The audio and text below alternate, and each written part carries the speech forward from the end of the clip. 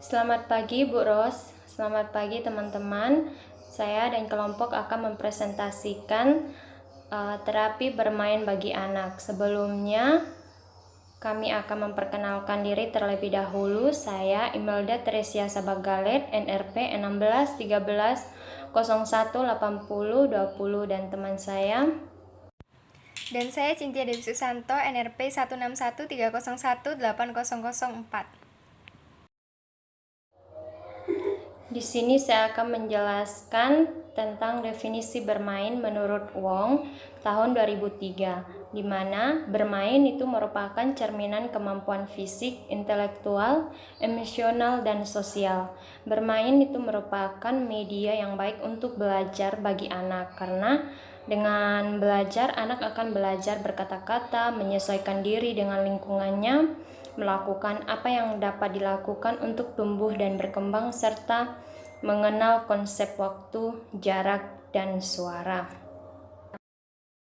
Selanjutnya definisi bermain menurut Mulyadi tahun 2004, di mana bermain itu sebagai kegiatan yang dilakukan anak-anak secara spontan dan menyangkut beberapa aspek penting. Nah, aspek-aspek penting diantaranya itu bermain adalah sesuatu yang menyenangkan bagi anak dan memiliki nilai intrinsik. Bermain spontan dan sukarela dalam arti itu tidak ada unsur keterpaksaan dan anak itu bebas memilih memilih permainan yang akan dilakukan dan disukai oleh anak. Nah, bermain dengan imajinasi dan fantasi adalah merupakan media alami anak dari ekspresi. Ada juga definisi bermain menurut KBBI. Nah, di mana istilah bermain itu berasal dari kata dasar main yang berarti itu melakukan aktivitas atau kegiatan untuk menyenangkan hati. Bermain juga harus dapat membuat anak senang, nyaman, ceria, dan bersemangat. Sini ada dua kategori bermain menurut Harlock tahun 1978. Yang pertama itu ada bermain aktif, yang kedua bermain pasif. Nah, bermain aktif itu adalah kegiatan bermain di mana kesenangan itu dapat timbul dari aktivitas yang dilakukan oleh anak, misalnya membentuk plastisin atau menyusun puzzle. Nah, selain yang bermain pasif itu adalah kegiatan bermain di mana kesenangan timbul dari kegiatan yang dilakukan oleh orang lain, sehingga anak itu hanya melihat atau menonton kegiatan bermain yang dilakukan oleh orang lain seperti menonton televisi. Ada dua kategori bermain menurut Harlock tahun 1978. Yang pertama itu ada bermain aktif dan yang kedua itu ada bermain pasif. Yang pertama itu bermain aktif adalah kegiatan bermain di mana kesenangan anak itu dapat timbul dari aktivitas yang dilakukannya. Misalnya membentuk plastisin, bermain balok, bermain puzzle. Yang kedua itu bermain pasif. Bermain pasif adalah kegiatan bermain di mana kesenangan itu timbul dari kegiatan yang dilakukan oleh orang lain. Nah, sehingga anak itu hanya melihat atau menonton kegiatan bermain yang dilakukan oleh orang lain. Misalnya menonton televisi, menonton video, menonton YouTube. Selanjutnya ada 5 fungsi bermain. Fungsi bermain yang pertama itu perkembangan fisik. Nah, pada perkembangan fisik, bermain itu dapat membantu anak dalam mengembangkan keterampilan motorik halus dan motorik kasar anak. Nah, melalui kegiatan bermain fisik, ini juga akan membantu anak bergerak. Nah, dari gerakan-gerakan yang dilakukan tersebut, motorik anak akan berkembang. Misalnya, kalau motorik halusnya kayak menulis, menggunting, dan motorik kasarnya itu kayak berlari sambil membawa bola. Dan itu akan gerakan-gerakan yang dilakukan itu akan membantu motorik anak untuk berkembang. Yang kedua itu ada perkembangan emosi. Nah, perkembangan bermain merupakan itu salah satu kegiatan yang baik bagi anak untuk menyalurkan emosinya. Nah, pada kegiatan bermain ini anak dilatih untuk mengendalikan dirinya, misalnya bermain peran. Bermain peran ini merupakan salah satu cara untuk mengatasi konflik emosional anak. Selanjutnya itu yang ketiga, perkembangan kognitif. Perkembangan kognitif ini melalui dengan kegiatan bermain, anak dapat melatih kemampuan mereka untuk berpikir, mengingat, dan memecahkan masalah. Nah, melalui kegiatan bermain juga anak dapat belajar banyak, mulai dari konsep, warna, bentuk, ukuran, dan tekstur. Selanjutnya yang keempat yaitu perkembangan sosial. Nah, bermain juga merupakan suatu pembelajaran bagi anak untuk bersikap sosial. Nah, pada kegiatan bermain ini anak diajarkan untuk saling menolong, membantu, serta sikap sosial lainnya yang bisa anak dapatkan. Yang kelima itu perkembangan moral. Nah, fungsi bermain pada perkembangan moral ini juga dapat membentuk moral anak. Misalnya ketika orang tua membaca cerita untuk anak, orang tua itu dapat menekankan dan menjelaskan moral yang terdapat pada cerita tersebut. Melalui bermain juga anak belajar nilai moral dan etika, membedakan mana yang benar dan yang salah, serta bertanggung jawab atas segala tindakan yang dilakukan. Selanjutnya ada pengaruh bermain bagi tumbuh kembang anak. Di sini ada 7 pengaruh. Yang pertama itu ada perkembangan fisik. Nah, pada perkembangan fisik dengan bermain dapat meliputi perkembangan keterampilan motorik halus dan kasar, koordinasi otot-otot, eksplorasi, stimulasi kinestetik, serta perkembangan sendi dan tulang. Ini menurut Suryadi dan Yuliani 2010. Nah, selanjutnya perkembangan wawasan diri. Nah, di mana anak dapat mengetahui kemampuannya melalui bermain, sehingga ia dapat mengembangkan konsep diri dengan lebih cepat. Nah, dalam hal ini orang tua itu diharapkan berperan aktif untuk menanamkan nilai moral dan etika agar anak itu dapat mengembangkan konsep diri yang positif. Yang ketiga itu ada dorongan berkomunikasi. Nah, dengan bermain dengan orang lain dapat membantu anak belajar berinteraksi dengan teman, memahami bahasa lawan bicara, dan belajar tentang nilai sosial yang ada pada kelompoknya. Selanjutnya itu belajar bermasyarakat. Anak dapat belajar untuk berhubungan sosial dengan menghadapi masalah yang timbul serta memahami pemecahan masalah. Nah, selain itu juga anak dapat mengenal perilaku yang diterima dan tidak diterima dalam kelompok masyarakatnya, misalnya seperti norma-norma yang ada di masyarakatnya, kayak menjaga sopan santun. Jadi perilaku apa yang akan diterima di kelompok masyarakatnya dan perilaku apa yang tidak diterima dalam kelompok masyarakatnya. Jadi itu juga perlu anak mengetahui. Yang kelima itu sumber belajar. Nah, melalui sumber belajar itu kegiatan bermain anak itu dapat mengembangkan indera peraba, penglihatan, pendengaran, penciuman, dan pengecapan melalui bermain. Nah, selain itu juga ada juga anak belajar mengenal warna, bentuk, tekstur, dan objek lainnya. Seperti mengenal warna merah, warna kuning, bentuknya itu bentuk bulat atau persegi, teksturnya kasar atau lembut gitu. Yang keenam itu rangsangan bagi kreativitas. Nah, di mana anak bermain itu dapat meningkatkan kreativitas dan mampu menciptakan sesuatu hal yang baru dari permainan yang ada dan memodifikasi objek yang digunakan dalam permainan. Nah, melalui kegiatan bermain ini, anak akan mencoba untuk merealisasikan ide-idenya, seperti ketika bermain puzzle. Jadi kayak anak-anak itu bisa menciptakan sesuatu hal yang baru, atau anak itu bisa menjadi kreatif. Bagaimana selain seperti biasanya ketika menyusun puzzle, terus dia itu kayak memodifikasi permainan-permainan itu menjadi hal yang baru. Yang ketujuh itu menyalurkan energi emosional yang terpendam. Nah, dengan melalui kegiatan bermain, anak ini memiliki kesempatan untuk menyalurkan emosional yang terpendam. Nah, misalnya itu ketika yang disebabkan oleh pembatasan lingkungan terhadap tingkah laku mereka.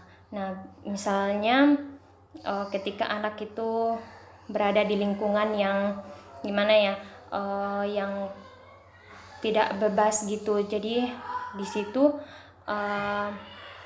melalui bermain itu anak bisa melampiaskan atau menyalurkan emosional yang terpendamnya itu.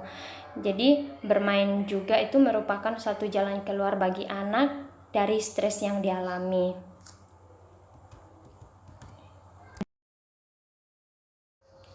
Selanjutnya ada beberapa faktor-faktor yang mempengaruhi aktivitas bermain menurut Harlock tahun 1999.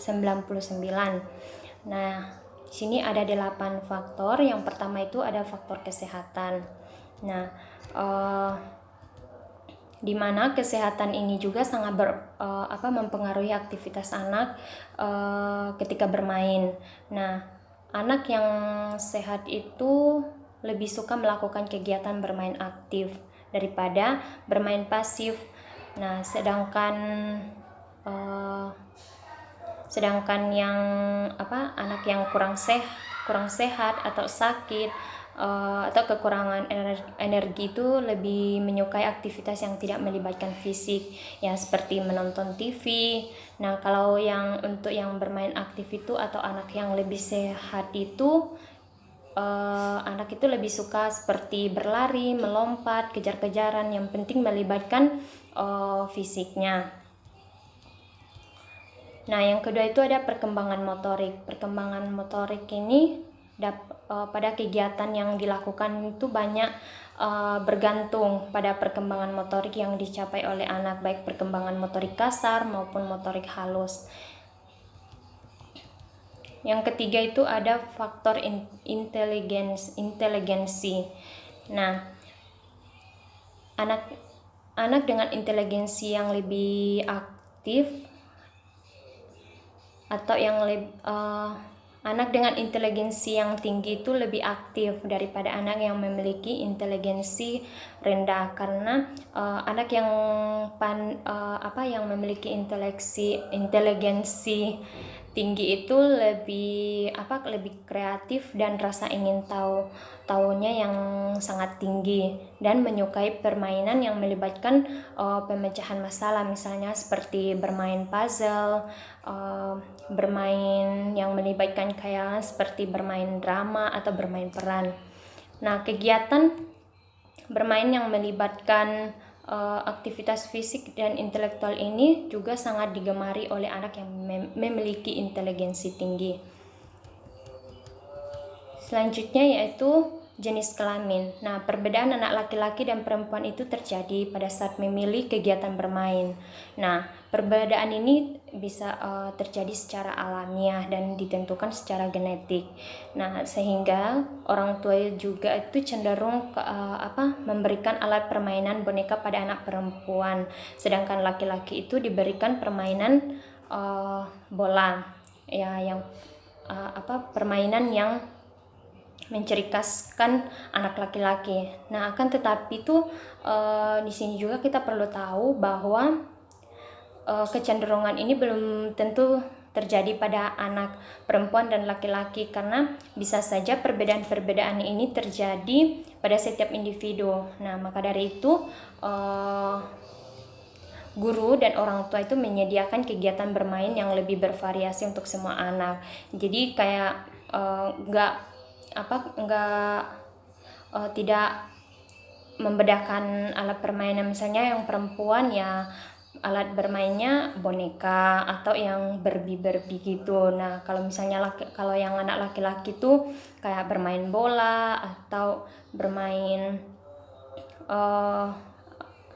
yang menyangkut kegiatan laki-laki. Akan tapi alangkah baiknya itu orang tua dan guru itu menyediakan kegiatan bermainnya itu yang lebih bervariasi. Yang kelima itu ada faktor lingkungan.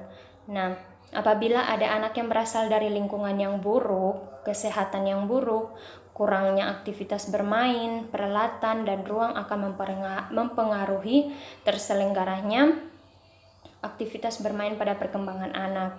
Nah, misalnya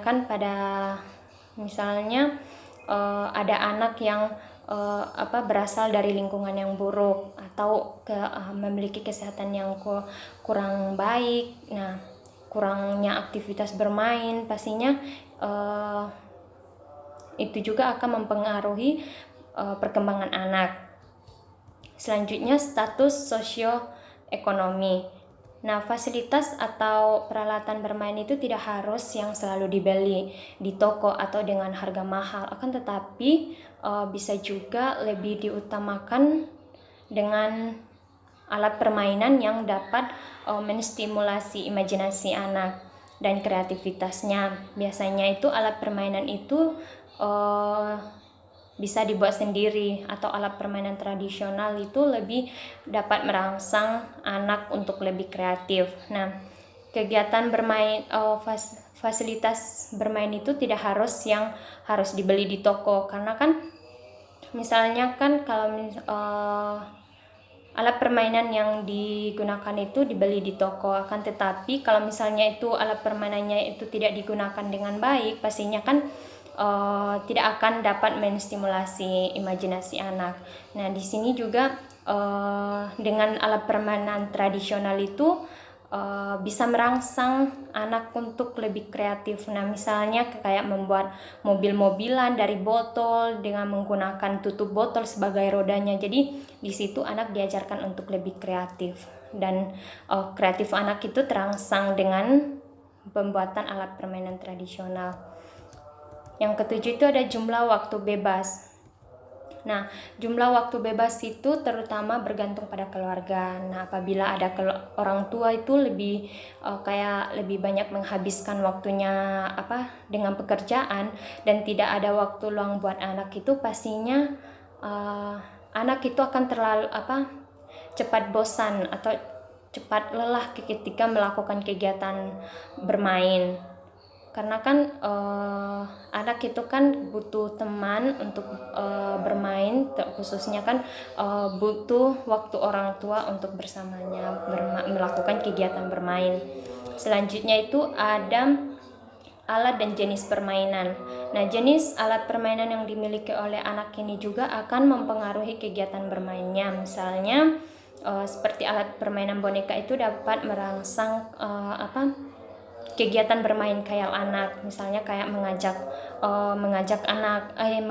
boneka bicara.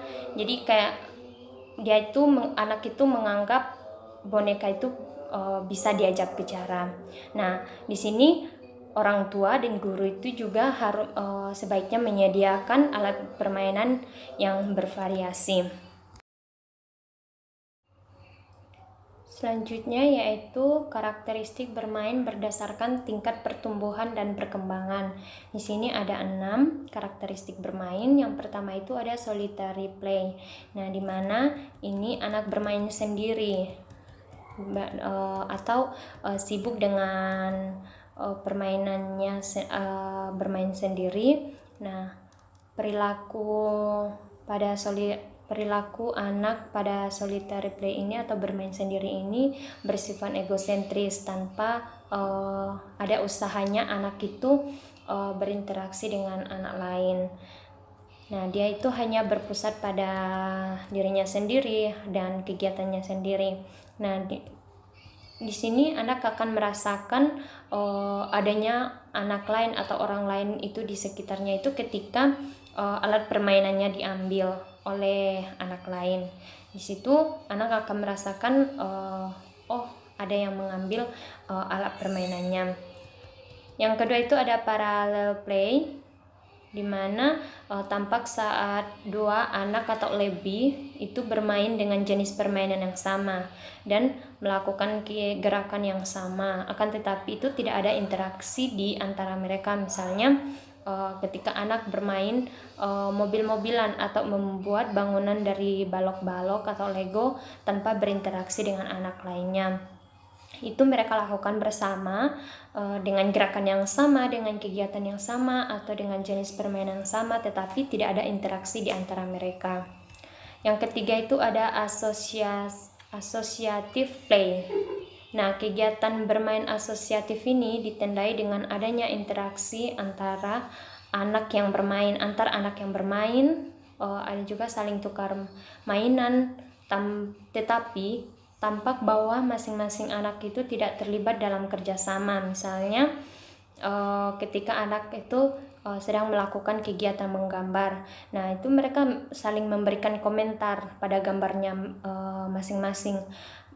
Bisa juga berbagi pensil warna atau penghapus. Ada juga interaksi di antara mereka. Akan tetapi kegiatan menggambar itu mereka lakukan masing-masing. Jadi di sini mereka itu saling tukar mainan. Kan tetapi kegiatan yang mereka lakukan itu mereka lakukan secara masing-masing. Selanjutnya yang keempat itu ada cooperative play. Nah, jenis bermain kooperatif ini dilakukan dengan adanya kerjasama atau pembagian tugas. Nah, dan pembagian peran antar anak-anak yang terlibat dalam permainan untuk mencapai suatu tujuan tertentu. Misalnya ketika anak bermain dokter-dokteran, di situ mereka membagi peran.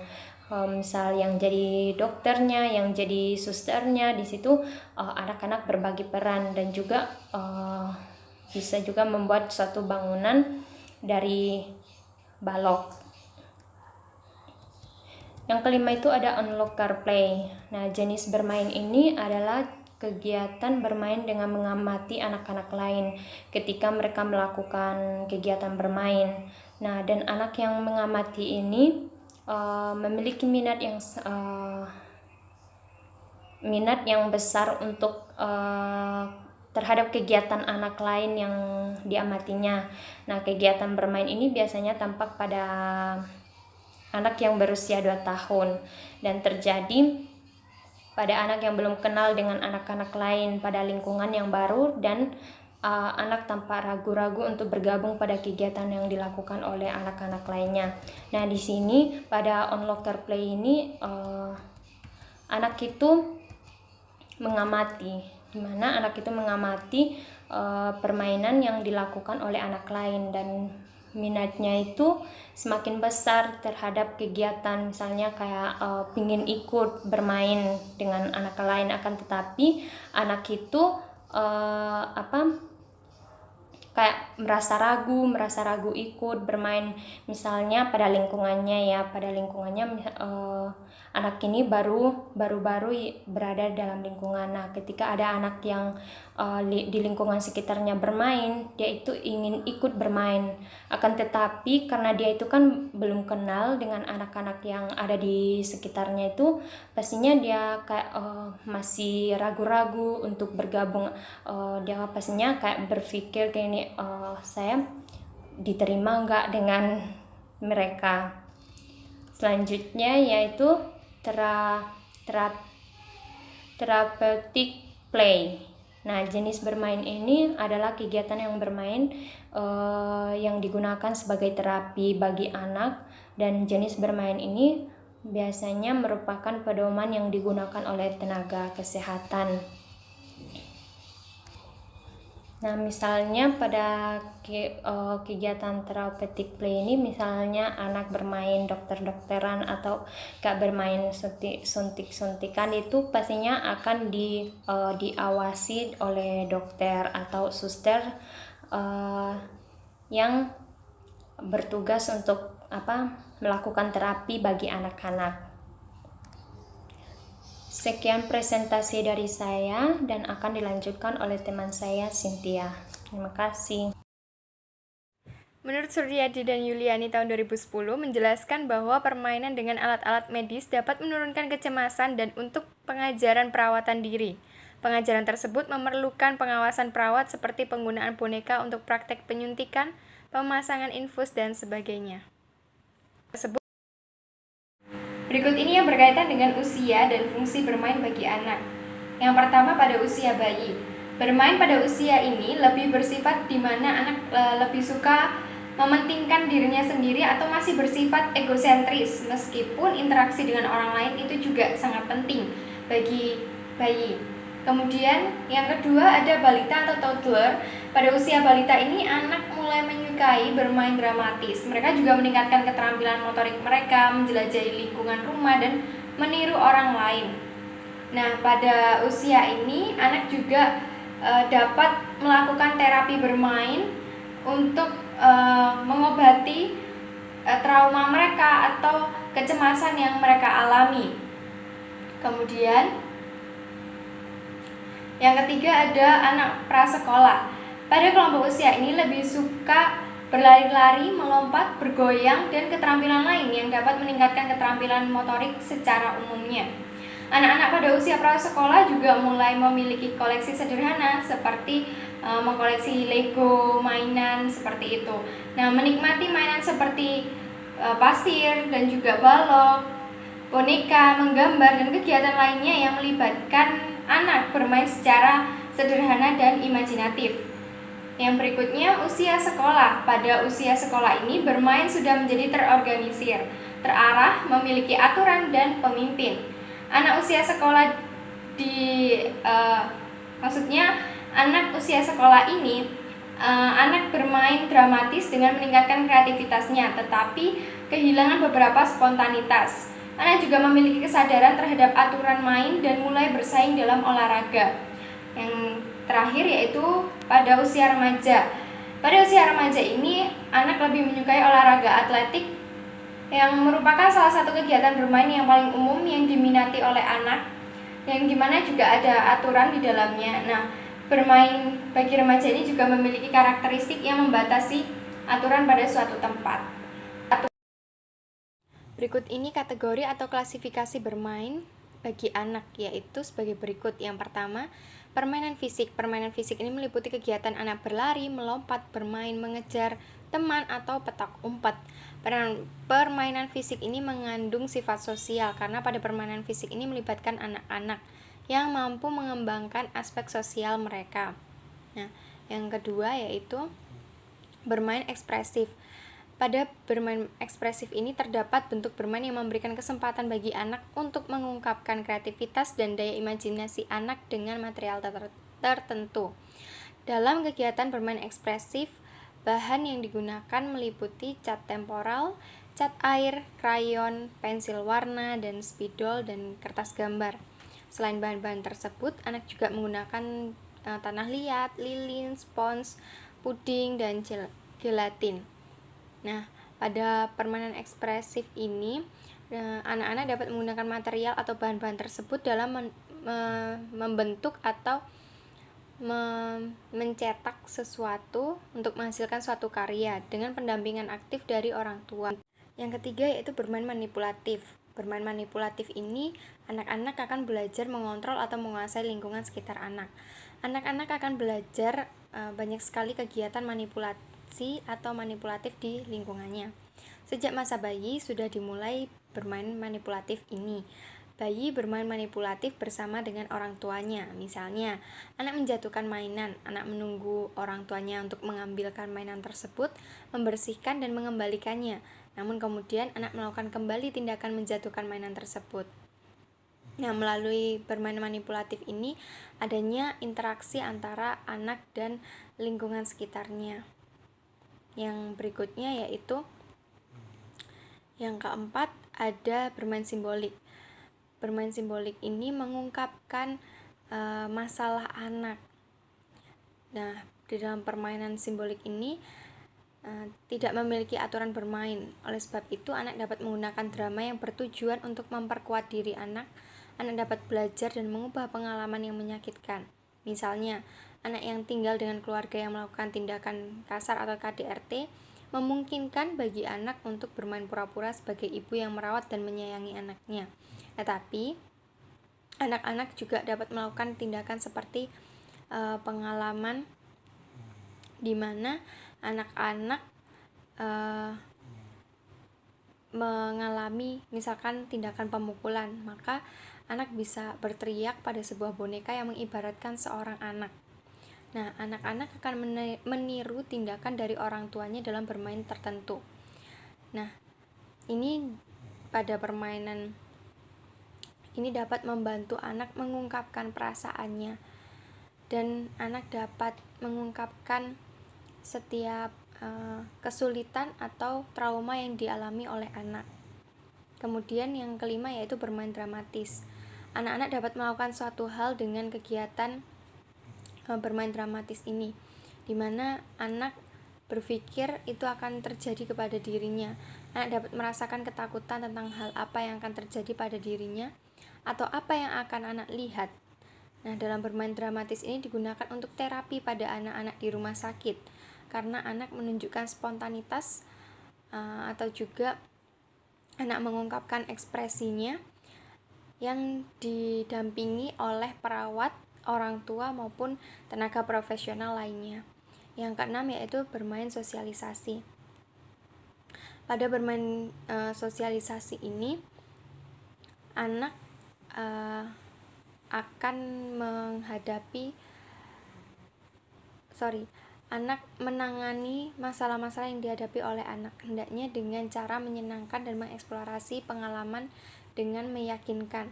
Kegiatan bermain sosialisasi memiliki manfaat, yaitu mempersiapkan anak-anak untuk pengalaman yang berpotensi menakutkan dan menyakitkan bagi anak, seperti operasi atau perpisahan dengan orang tua. Yang ketujuh adalah pertandingan. Dalam permainan tersebut, anak akan belajar memainkan permainan tersebut sesuai aturan dan dilakukan secara bergantian. Terdapat anak-anak yang menikmati permainan dengan aturan khusus. Nah, namun juga terdapat anak yang cenderung mengubah peraturan pada permainan tersebut. Yang terakhir, yang kedelapan adalah bermain pengganti. Anak-anak tidak dapat bermain karena anak tersebut sakit atau kondisinya tidak memungkinkan untuk anak bermain. Maka orang tua dapat berfungsi sebagai pengganti. Orang tua menggantikan anak yang sakit tersebut untuk bermain. Pada saat orang tua terlibat dalam seni ekspresif dengan melakukan kegiatan mengecat atau mendekorasi ulang kamar anak, merangsang anak untuk sembuh dan melakukan kegiatan tersebut ketika anak sudah sembuh. Yang selanjutnya yaitu terapi sebagai bermain. Kegiatan bermain dapat menghindari rasa takut, rasa marah, atau tegang yang dialami oleh anak ketika anak dirawat di rumah sakit. Bermain merupakan cara yang tepat untuk mengungkapkan kesulitan yang dialami oleh anak, menempatkan pikiran anak-anak dalam kata-kata yang pada akhirnya anak mampu berbicara dengan jelas melalui terapi bermain ini. Terapi ini digunakan untuk mengatasi anak yang mengalami trauma dengan perawatan medis. Terapi bermain juga diperlukan arahan dari tenaga profesional di bidang kesehatan untuk memenuhi kebutuhan fisik dan psikologis anak, yang tentunya terapi sebagai bermain ini mampu membuat anak juga mengembangkan keenam aspek perkembangan anak. Oleh sebab itu, perlunya pendampingan oleh tenaga profesional. Terdapat 3 divisi terapi bermain, yaitu sebagai berikut. Yang pertama, pelepasan energi. Beberapa tindakan yang membuat anak-anak melepaskan kecemasannya yaitu dengan perilaku memukul, berlari, meninju, ataupun berteriak. Ada juga balita yang berpura-pura memasang pasak dengan palu plastik atau memotong kayu dengan gergaji mainan. Terdapat anak pada usia prasekolah yang mengalami kecemasan, yang kemudian membuat bola dari tanah liat menjadi bentuk datar. Kemudian ada pula anak yang merasa tenang dan dapat membangun atau membentuk tanah liat sesuai dengan imajinasinya. Ada juga cara untuk mengatasi ketegangan yang dialami oleh anak usia sekolah maupun remaja, yaitu dengan mengikat balon-balon di atas tempat tidurnya. Yang kedua yaitu bermain dramatis. Anak-anak melakukan kegiatan bermain dramatis dari keadaan kehidupan nyata atau berpura-pura. Anak-anak biasanya menunjukkan ketakutan atau tekanan yang menekan secara emosional pada diri anak yang disebabkan oleh kelalaian, pengabaian, penyalahgunaan, dan pengalaman fisik yang menyakitkan lainnya. Pada umumnya, anak prasekolah menyukai bermain dramatis. Nah, anak-anak yang mengalami pelecehan atau pernah dilukai menunjukkan apa yang dialami oleh anak yang terjadi dengan anak dengan menggunakan alat peraga berupa boneka. Anak yang mengalami atau merasakan hal yang menyakitkan tersebut cenderung mengkomunikasikan pengalamannya secara lisan. Tetapi terapi bermain ini, anak dapat belajar memahami prosedur medis atau membantu anak bermain dengan perasaan anak-anak yang berkaitan dengan apa yang terjadi dalam kehidupan anak melalui perawatan medis atau kesehatan.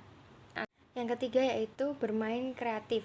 Bermain kreatif ini membuat anak mampu mengkomunikasikan atau mengekspresikan apa yang dialami oleh anak pada sebuah gambar. Misalkan ada perawat atau orang tua memberikan kertas kosong, krayon atau spidol dan meminta anak untuk menggambar sebuah gambar. Nah, anak-anak dapat menunjukkan perasaannya melalui sebuah gambar yang mereka buat. Nah, ada juga anak-anak yang menggambarkan suatu ketakutan, kecemasan pada gambar tersebut. Nah, kita perlu meyakinkan pada anak-anak bahwa anak-anak tidak sedang dihukum dan menjelaskan pengalaman dan membantu anak menjelaskan pengalaman yang menyakitkan yang dialami oleh anak sehingga orang dewasa maupun perawat dapat menangani masalah yang dihadapi oleh anak. Nah, pada bermain kreatif ini anak-anak juga dapat mengekspresikan rasa ketakutan, rasa senang, rasa kecemasan atau trauma-trauma yang dialami oleh anak. Prinsip-prinsip bermain di rumah sakit menurut Suryadi dan Yuliani tahun 2010. Yang pertama yaitu pilih permainan yang tidak banyak mengeluarkan energi, diberikan secara singkat dan sederhana. Artinya setiap permainan yang dilakukan oleh anak tidak mengeluarkan banyak energi supaya anak tetap bisa melakukan kegiatan bermain dengan baik dan nyaman, dan diberikan secara singkat dan sederhana. Artinya tidak terlalu rumit sehingga anak tetap bisa melakukan kegiatan ini yang akan didampingi oleh tenaga profesional. Nah, yang kedua yaitu mempertimbangkan keamanan dan infeksi selang.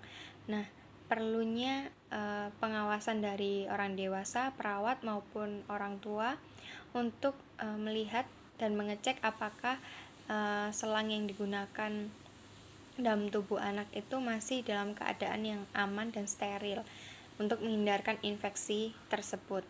Nah, yang ketiga yaitu kelompok usia yang sebaya. Artinya anak-anak dapat bermain dengan teman-teman yang sebayanya untuk melakukan kegiatan bermain secara berkelompok.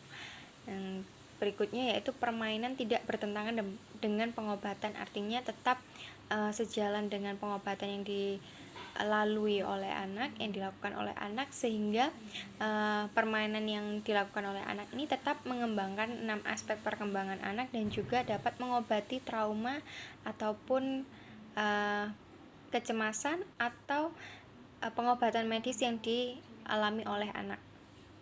Yang terakhir yaitu melibatkan orang tua maupun anggota keluarga lainnya.